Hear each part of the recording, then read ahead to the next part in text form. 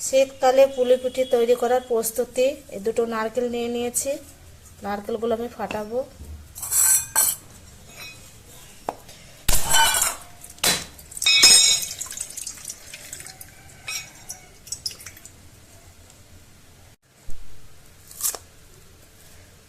আর একটাও ফাটিয়ে নেব।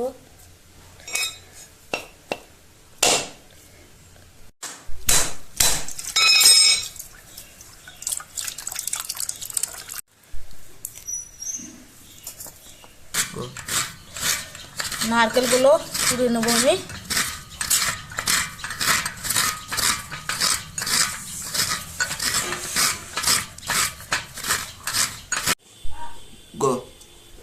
এই দেখেন আমি তিলগুলো নিয়ে নিয়েছি। তিলগুলো আমি আগে নানিরা দাদিরা সব জাঁতাতে পিসতো, এখন তো আধুনিক যুগ, মিক্সচার আছে, মিক্সচারেই পিসা হয়ে যাবে। কেমন করে পিসছে দেখে নেবেন। অর্ধেকটা আমি ঢেলে নেব মিক্সচারে।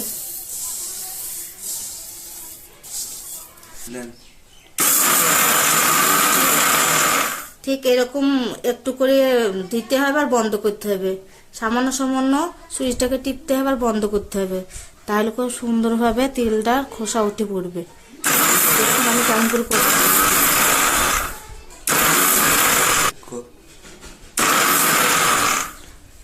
এই দেখেন, হ্যাঁ কত সুন্দর হয়ে গেছে দেখেন। এই দেখেন খোসাগুলো দেখেছেন। এটা আমি ফুলও ঝিড়ে নেব। আমি আর একবারও দিয়ে দেবো। দিয়ে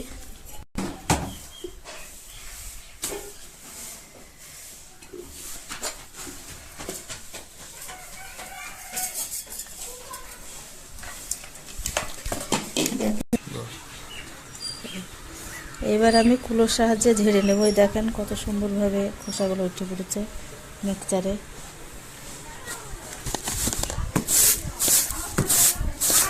চাল নিয়ে ভেজে নিচ্ছি, কারণ ভেজে দিচ্ছে এই কারণে তিলটা যখন ভাপ পাবে তখন গলে যেতে পারে।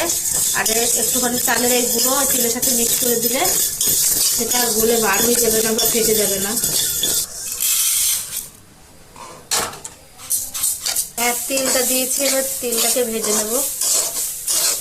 তেলটা দেখো কত সুন্দর পরিষ্কার হয়েছে দেখো, আর কালো টালো এসব কিছু নেই।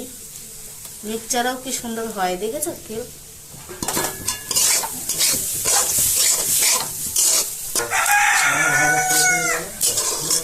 এই দেখেন আমার ভাজা শেষ হয়ে গেছে, ফুটছে দেখেছেন। এই দেন চটপট করে আওয়াজ হচ্ছে, তার মানে হয়ে গেছে। এটা কালারটাও চলে এসছে ভাজার।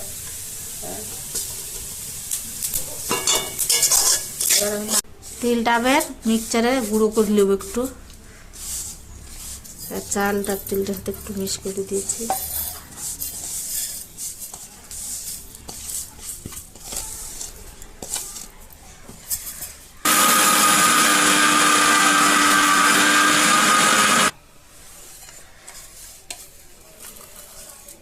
এই দেখেন গুঁড়ো করে ফেলেছি।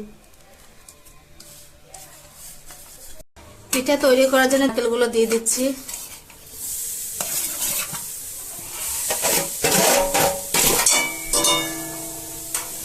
এবার আমি তিলেরটা করব। তিলের ছাইটা করে দেবো। চিনি দিয়ে দিলাম, আপনারা আপনাদের ইচ্ছা মতন চিনি দেবেন। একটু দিয়ে দিলাম চিনি, সামান্য একটুখানি জল দিলাম চিনিটা গলা মতো।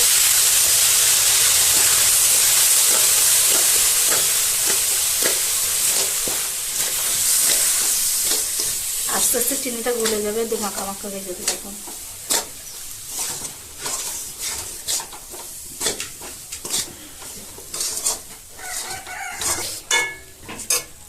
হ্যাঁ লবঙ্গটা ফাটিয়ে দিয়ে দিলাম, তেজপাতা দিয়ে দিলাম।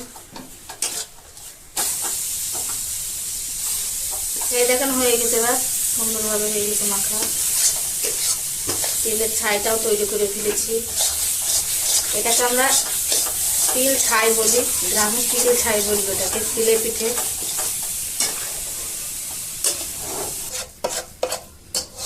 তেজপাতাগুলো তুলে নেবো এবার। খুমিরের জন্য জল দিয়ে দিলাম।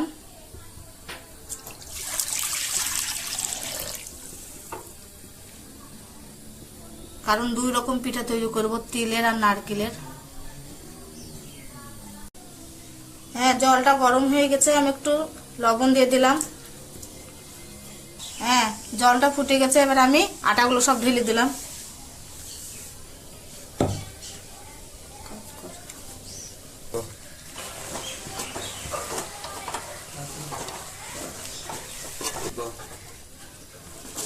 এই দেখেন, এইভাবে অল্প অল্প করে আমি 3 বার খুমি দিয়ে নিলাম কড়াইটাতে। হ্যাঁ, 2 বার দিয়ে নিয়েছি, 3 বার হয়ে গেল, কারণ অনেকটা খুমি দিতে হয়েছে। খুমিরটা আমি ঠান্ডা হতে দিয়েছি, এবার লেড়ে লেড়ে একটু ঠান্ডা হয়ে যাবে, তখন মুথে নেব। খুমিরটা আমি সেনে নেবো, একটু ঠান্ডা হয়ে গেছে। এই দেখো, গোল গোল শেপ দিয়ে নিয়েছি পিঠেগুলো করার জন্য। বাটির মতন করে দেবো, সবগুলো এরকম ভাবে করে নেব। এই দেখো, রসগোল্লার মতো কতগুলো হয়েছে, দেখো এইগুলাকে আমি এরকম ভাবে সব করে নিয়ে পুর দিয়ে দেবো। সব নাড়বো।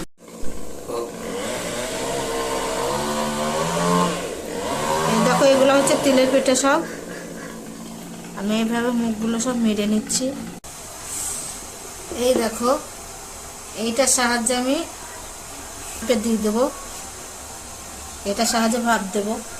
পানি বসিয়ে দিয়েছি, পানি বসানো হয়ে গেছে, পানিটাও ফুটে গেছে। আমি এটাকে এবার বসিয়ে দেবো, এটাতে বসিয়ে দিয়ে আগে পিঠেগুলো ভাপ দিয়ে নেব। দেখো কেমন করে দিচ্ছে, এবার সব গুছিয়ে গুছিয়ে সাজিয়ে দেবো। তো এইভাবে সমস্ত পিঠেগুলো আমি দিয়ে দিয়েছি, এটা দিয়ে ঢেকে দেবো। ঢাকনাটা তুলে দেখি কেমন হলো। এই দেখো, হয়ে গেছে। দেখেছো, একটু আটা লেগে নাই, তার মানে হয়ে গেছে। আমি এই ঢাকনাটাকে এইভাবে ছেড়ে দেবো। এই দেখো দেখো, ভেসে গেছে। এবার ঝুড়িটাতে ঢেলে দিলাম। পানিটা দেওয়ার কারণ হচ্ছে একটার গায়ে একটা লাগবে না। এই দেখো, আবার আমি পিঠেগুলো দিয়ে দিচ্ছি। এইভাবে সমস্ত পিঠেগুলো আমি ছেঁকে নেব। খাজুরের নলেন গুড় পিঠের জন্য। এই দেখেন, এটা হচ্ছে গিয়ে তিলের পিঠে,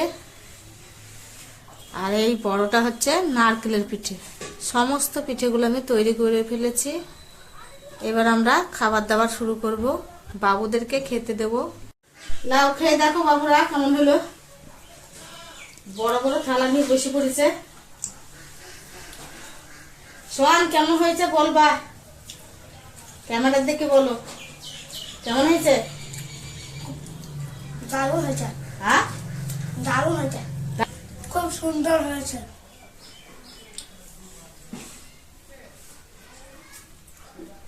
এরকম আরো আরো পিঠে আপনাদের তৈরি করে করে দেখাবো। হ্যাঁ, এই পিঠে দেখার জন্য আপনারা সালমা কুকিং রিলেটেড চ্যানেলে সাবস্ক্রাইব করবেন আর বেল আইকনটি ক্লিক করে রাখবেন।